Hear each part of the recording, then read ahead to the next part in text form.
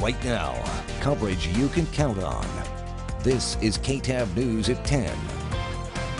Our goal is to make sure that people will be able to continue to prosper while also protecting their lives. We can achieve both by having people wear face masks. Texas Governor Greg Abbott implementing a mask mandate earlier this afternoon. Good evening. Thank you for choosing KTAB News. Coverage you can count on. Well, in an exclusive live interview on KTAB News at 6, I spoke with Governor Greg Abbott about his executive order this afternoon that most Texans now have to wear masks outdoors to slow the spread of the coronavirus. That to keep people healthy, but also to not shut down the Texas economy. Thing I want to do in Texas is to shut the economy back down. We don't need any more lockdowns. So what can we do to slow the spread of the coronavirus while still allowing people to go back to work, to earn a paycheck? Doctors say the best thing that we can do is for people to wear face masks. If you wear a face mask and everybody else is wearing a face mask, it pretty much eliminates the transmission of COVID-19. And that transmission of COVID-19 has increased here in Taylor County and the Big Country and Heartland. Abilene recording double digits today with the new cases and even adding one death. Today, local leaders came together to discuss the governor's new orders and how Abilene and Taylor County will respond. Here's our Dan Booth with more. If we do not contain this measure right now, we will lose the last best chance to slow the coronavirus for anything short of having shut our economy back down. That's the last thing that we want to have happen in Texas. With the number of patients being admitted to hospitals for COVID-19 related reasons in Abilene on the rise, City Manager Robert Hanna says it's important to follow Governor Abbott's order to help stop the spread. Hospitalizations increased 540% in the last week.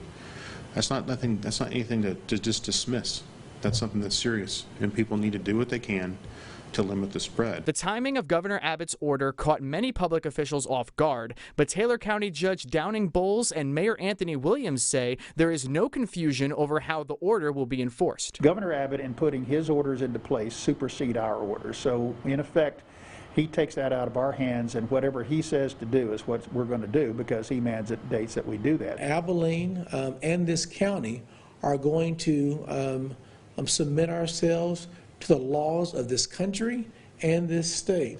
We won't have anarchy in Abilene, Texas. This afternoon, the city of Abilene sent out a code red alert, which City Manager Robert Hanna says was not intended to scare the public. This is a public health emergency alert. To educate people, give them the information, and allow them to make an informed decision. It's not intended to scare anybody. It's not intended to agitate. It's not intended to stir the pot. It's just an attempt to give good people good, solid information. On Thursday, Taylor County recorded almost 70 new positive cases and the 6th coronavirus-related death.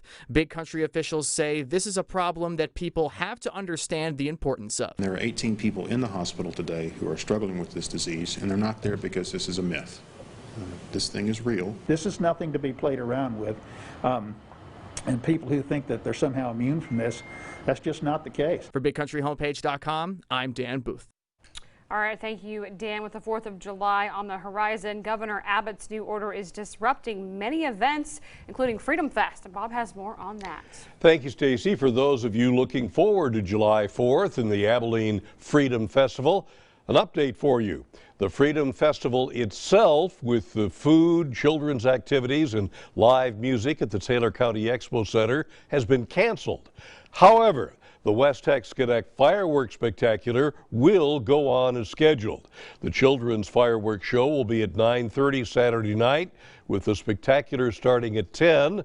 Parking at the Expo Center, Shotwell Stadium, and Nelson Park will give you a good view, but the display will be visible for several miles, and we will be streaming it live on the KTAB website, BigCountryHomepage.com. This pandemic has left a lot of people jobless. In fact, out of more than 15,000 people left unemployed in the Big Country, 2/3 of those are here in the Key City. Our Kevin Clack has more on what this means. I receive a number of emails and phone calls from citizens who want to go back to work. After leaving a local job fair June 25th, Mayor Anthony Williams says we have over 15,000 people unemployed in the 19-county area located in the Big Country, with almost 10,000 jobless in Abilene. Since May, the key city has roughly stayed the same, with the surrounding area increasing by a couple thousand. It's the service sector. You know, those who had the greatest impact in regards to the shutdown that occurred in the spring. President Trump releasing the nation's updated unemployment numbers, showing an increase in available jobs. Since then, that number is around 13,200. For the region, and about 8,300 for Abilene right now. And it was actually the third lowest unemployment rate in the state, which is good.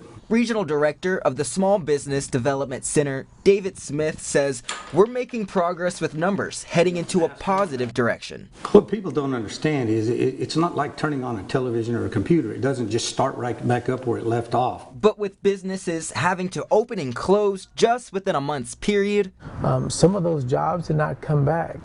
He can't go back 3 weeks later and call these people and say, hey, I'm opening back up again, because they've made either they're on unemployment or they have another job or they've made different arrangements. In Abilene, with coverage you can count on, Kevin Clack, KTAB News. Now, Mayor Williams says those receiving those unemployment benefits will see it cut in half on July 25th when the CARE Act expires. An Abilene bank is sending out warnings about what are called romance scams. KTAB's Danica Hill checking on how these scams work. People around the world use dating apps to meet new people, and that includes scammers. If you've never FaceTimed a person, if you've never video chatted with a person, and this person begins asking you for money, that's a big red flag. The chief risk officer at First Financial Bank, Randy Rowe, says they've seen an increase in these types of crimes connected to COVID-19. First Financial Bank has stopped around $700,000 worth of these fraudulent unemployment insurance payments. Rowe says scammers are using stolen identities to file for unemployment. But they need a place to deposit the funds, and they use these money mules who provide these people with their account information because they trust them but yet have never met them in person.